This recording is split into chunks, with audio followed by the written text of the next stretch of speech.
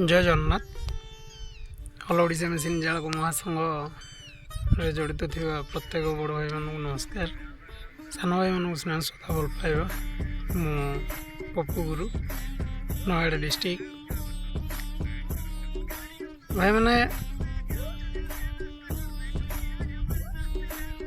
कहवा दुख लगुच कहीं भाई आमर बर्तमान जो ऑपरेटर समाज जो परिस्थिति रे जो गति करुची आपण माने समस्ते निश्चित विजुअल माध्यम रे आपण माने अवगत हो सारे। भाई माने कहबार मतलब आ केते दिन भाई यही अत्याचार आमे सहिबा।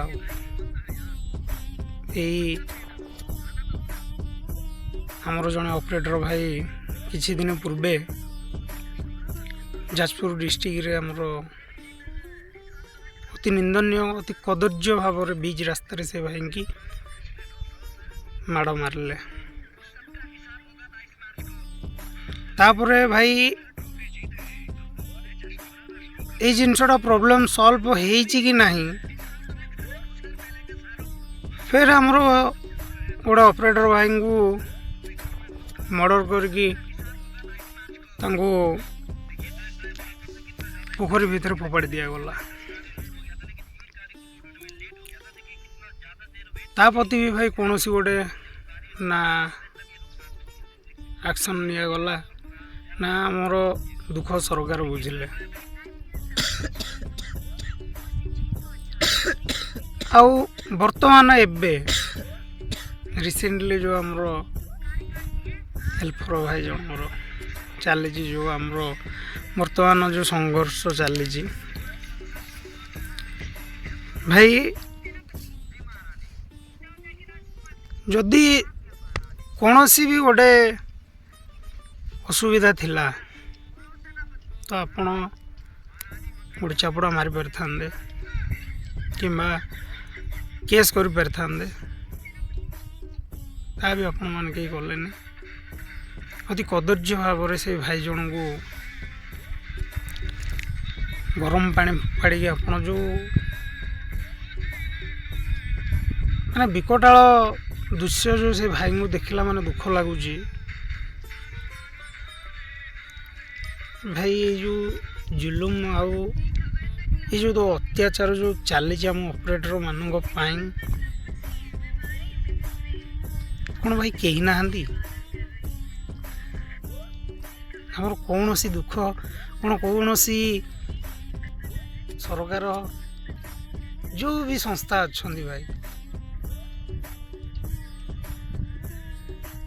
सरकार भी आमर दुख भी बुझुना कि जो भावुजे आम जो ठिकादार पाखे जा काम करुचे तो आम जहाँ को भगवान बोली भावुचे तो सी आमको भी अत्याचार करुचे।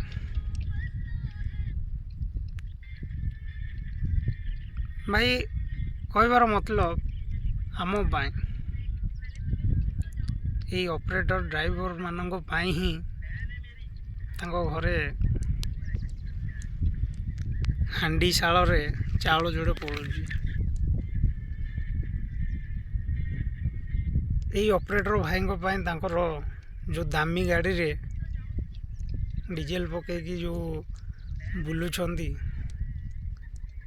सार्ट कलर ऊपर को टेकिकी आमर ये झाड़ बुहाइला पर गाड़ी रे तेल पड़ुची पेटरे भी दाना पड़ुची।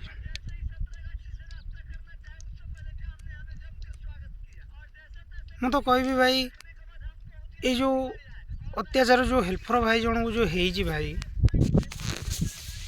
आपरठू भाई आउ कौन सी भाई केवे ऑपरेटर लाइन की आसी केवे से भावे स्वप्न भी भावे। एक तो आमर पाखे हेल्पर तो मालिक तो दौनी आम जहाँ को गोटे रिक्वेस्ट करके डाकुचे सी जो फोटो वीडियो ये अत्याचार जी देखिए बोले भाई आ कौन सी भाई भी ऑपरेटर लाइन की आसबेनि। तो भाई ଏସବୁ ବହୁତ ହେଇଗଲା। ଅତ୍ୟାଚାର ଆମେ ବହୁତ ସହିଲେ। ବିଚ୍ ରାସ୍ତାରେ ମାଡ଼ ଖାଇଲେ, ଆମରି ଭାଇମାନଙ୍କୁ ମର୍ଡ଼ର କରିକି ଫୋପାଡ଼ି ଦିଆଗଲା। ପ୍ରଶାସନ ବି କିଛି ଆକ୍ସନ୍ ନେଲାନି। ଏବେ ରିସେଣ୍ଟଲି ଆମର ଯେଉଁ ଭାଇ ଜଣଙ୍କୁ ଯେଉଁ ମରଣାନ୍ତକ ଆକ୍ରମଣ ଯେଉଁ କରାଗଲା, ଆଉ ଏସବୁ ମାଲିକମାନଙ୍କର ଯେଉଁ ଦବଙ୍ଗଗିରି ଚାଲିଛି ଭାଇ, ତାକୁ ଯଦି ଆମେ ଦମନ କରିବା, ଆମକୁ ନିହାତି ଏକାଠି ହେବାର ମାନେ ଦରକାର। ଆମେ ଏକ ହେଲେ ହିଁ ଭାଇ ଏସବୁ ଜିନିଷକୁ ଆମେ ଦମନ କରିପାରିବା। ତେଣୁକରି ଭାଇ ମୁଁ ଏତିକି କହିବି, ସବୁ ଅପରେଟର ଭାଇମାନଙ୍କୁ